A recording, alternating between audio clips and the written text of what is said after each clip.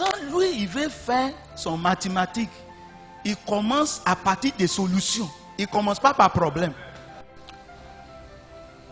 Jusqu'à l'éternité, lorsqu'il n'aura plus personne sur la terre,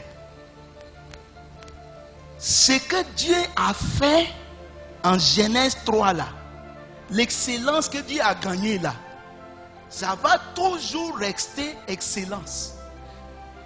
Il a déjà conclu ici que tout était bon. Le verset 1 de Genèse dit Dieu acheva. Donc Dieu est un Dieu qui achève. Ah, quelqu'un aide-moi à dire à quelqu'un, Dieu achève toujours. Nous voulons susciter des hommes d'affaires qui vont achever.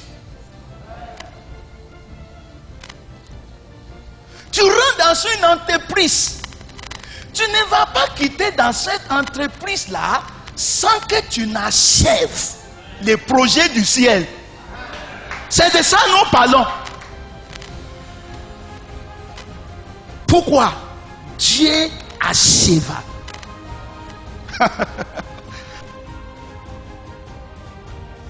Donc la source de tout ce qui achève, c'est qui?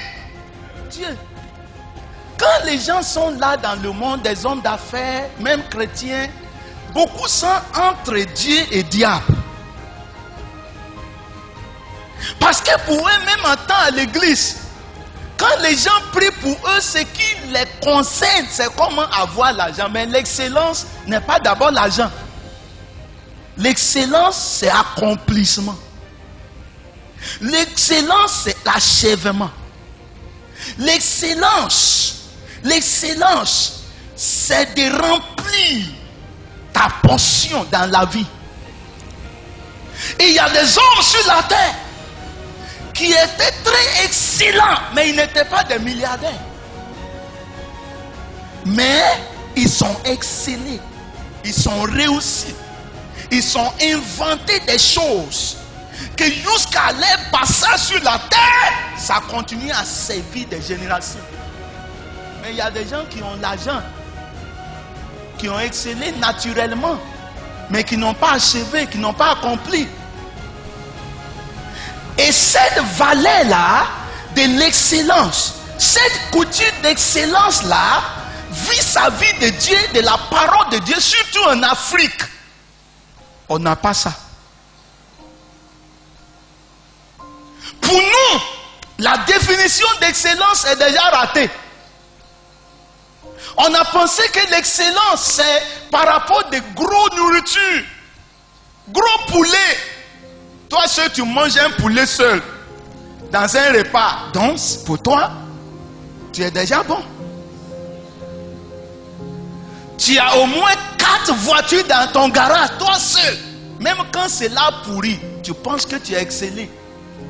C'est pour ça que nos politiciens volent. Mais ils ne sont pas excellés.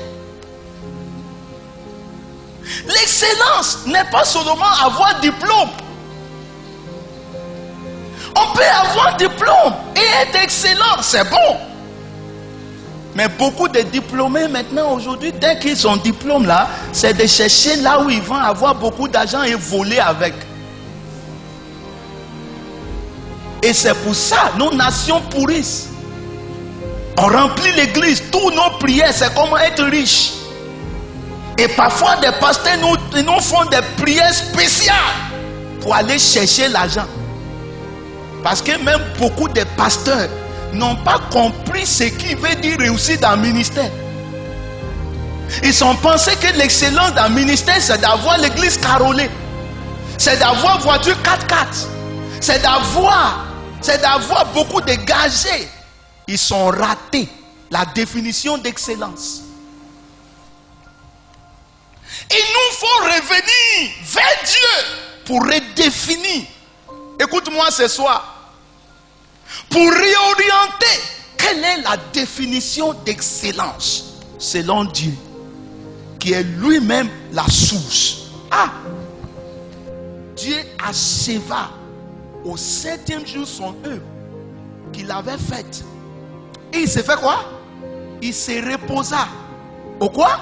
Au 7e jour de toute son œuvre qu'il avait faite. Donc on voit que Dieu se repose. Est-ce que vous savez que l'excellence qui vient de Dieu donne le repos? Parce que Dieu lui-même, qui est la source de l'excellence, se reposa. Et aucun herbe des champs ne gémait encore, car l'Éternel Dieu n'avait pas fait pleuvoir sur la terre. Il n'y avait point d'homme pour cultiver le sol. Mais regardez ce que Dieu va faire.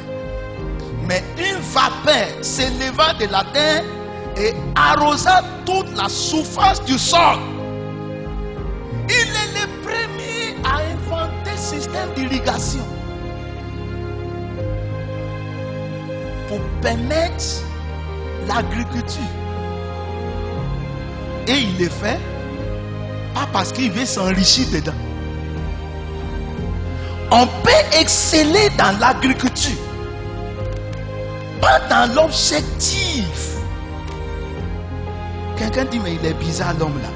Pas dans l'objectif de s'enrichir.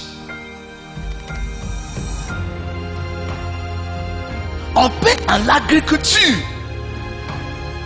pour donner l'espace à plusieurs personnes pour réussir dans nos nations.